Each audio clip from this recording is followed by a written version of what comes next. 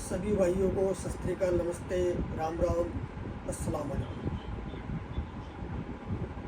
दोस्तों, आज कुछ ख़ास बात करेंगे।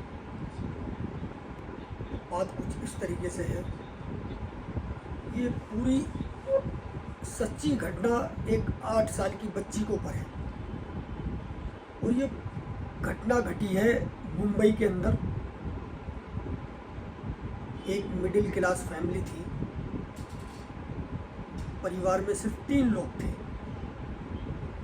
एक 8 साल की बच्ची और उसकी माँ और उसका शौहर। वो दुबई में रहा करता था, दुबई में जॉब किया करता था। तो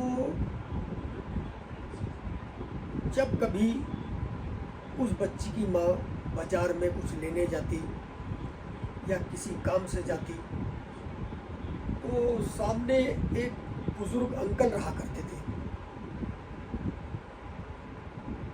वो उस बच्ची को किसी बहाने से बुलाते या किसी बहाने से उसके घर पे आ जाते, उसको टॉफ़ियाँ देते, चीज़ें खिलाते।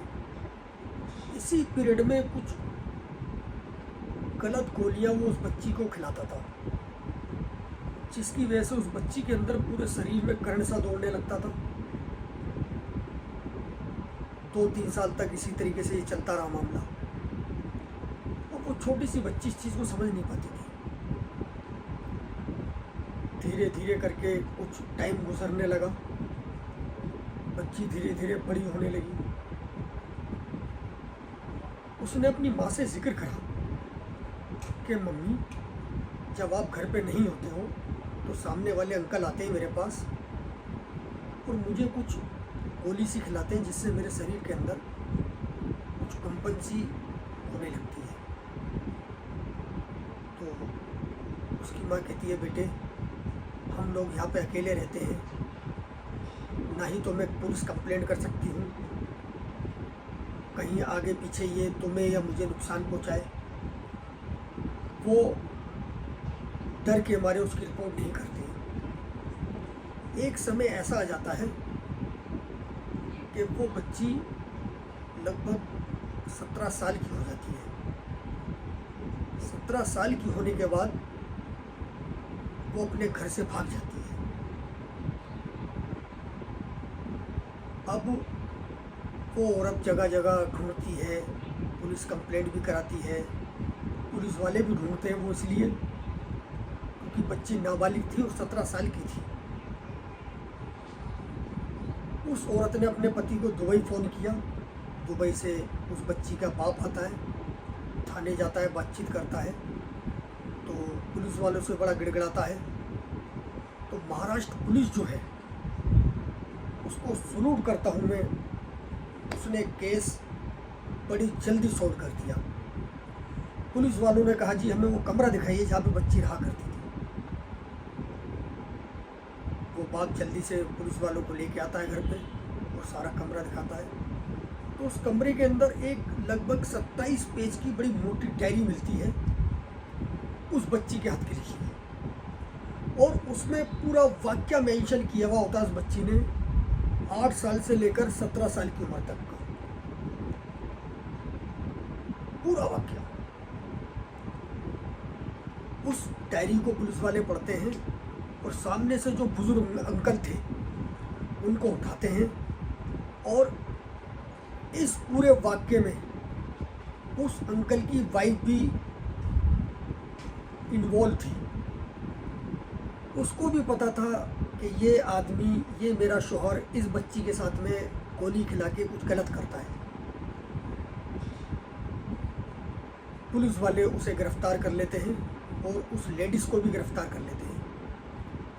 लेकिन वो लेडीज़ गुहार लगाती है, जिसकी वजह से पुलिस कुछ समय के बाद उस लेडीज़ को छोड़ देती है, मगर उस अंकल को नहीं छोड़ती।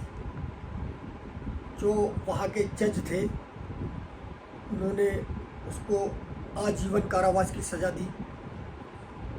तो मेरा बताने का तात्पर्य यह है मेरे दोस्तों, आप बच्चों से अपने कुछ समय बाद बातें करते रहें, क्या कर रहे हैं वो, किसी तरीके से कोई हरिसमेंट तो नहीं कर रहा, कोई परेशान तो नहीं कर रहा। और बच्चों को अपने समझाएं गुड टच और बैड टच, इसके बारे में अपने बच्चों को आप समझाएं। पुलिस वालों ने उस लड़की को भी बरामद कर लिया। उस लड़की को एक बीमारी हो गई थी, इतनी गोलियां खिलाई थी उसने, अंकल ने, वो डिप्रेशन का शिकार हो चुकी थी। एक टाइम ऐसा आ चुका था कि वो इंतजार करती थी लड़की, उस पूरी डायरी में जो उन्होंने मेंशन किया था कि जब उसकी माँ जाए और वो किसी न किसी बहाने या तो अंकल उसके यहाँ आए या वो अंकल से मिलने जाए। आप ये देखिए 9 साल तक वो आदमी उस बच्ची का रेप करता रहा या ओरल सेक्स करता रहा। उसकी माँ को ये चाहिए था, जिस समय उसने कहा था कि मम्मी ये आदमी मुझे इस तरीके से तंग करता है, उसी समय उसकी माँ को एक्शन लेना चाहिए था। दोस्तों, सतर्क रहें, सावधान रहें और अपने बच्चों को कभी भी किसी के पास न छोड़ें। सब देखने के अपने होते हैं, कौन किस मकसद से बैठा हुआ है आप जज नहीं कर सकते। अगर मेरा वीडियो पसंद आया हो दोस्तों, लाइक कीजिए, शेयर कीजिए, सब्सक्राइब कीजिए।